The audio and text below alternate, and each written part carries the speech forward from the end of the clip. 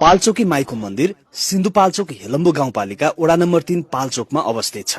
सिन्धुपाल्चोक शब्द सिन्धु र पाल्चोकबाट बनेको हुँदा पाल्चोक यही स्थानबाट आएको भन्ने भनाइ पनि छ। कथा अनुसार 5औं शताब्दीको आसपास यस क्षेत्रमा पहिलो मानव बसोबास हुँदा अहिले मन्दिर रहेको स्थानमा जंगल फाँडेर खन्दा एकातिरबाट रगत र अर्कोतिरबाट दूध बगेको देखियो।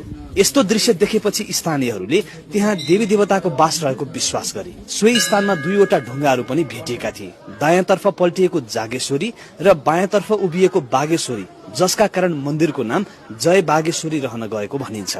दूध बगेको स्थानमा भगवान शिवको बास रहेको विश्वास गर्दै सिद्धेश्वर महादेवको मन्दिर पनि स्थापना गरिएको छ। पाल्चोकी माईलाई शक्तिशाली शक्तिपीठ मध्ये एक मानिन्छ। निष्कपट भावले पूजा गरेमा मनोकामना पूरा हुने विश्वासले हरेक दिन भक्तजन यहाँ आउने गर्छन्। ऐतिहासिक रूपमा राणा प्रधानमन्त्री जुद्ध शमशेरकी पत्नी बिरामी हुँदा उनलाई पाल्चोकी मन्दिरमा ल्याई स्थानीय झाँक्रीद्वारा उपचार गराएपछि रोग निको भएको र त्यसपछि पाल्चोकी माईको प्रसिद्धि अझ बढेको भन्ने जनविश्वास पनि छ। भक्तजनहरूमा एक पटक एउटा मात्रै मनोकामना मागे पूरा हुन्छ भन्ने विश्वास छ। यस मन्दिरमा गिरी जातिका व्यक्ति पुजारी रहने परम्परा छ।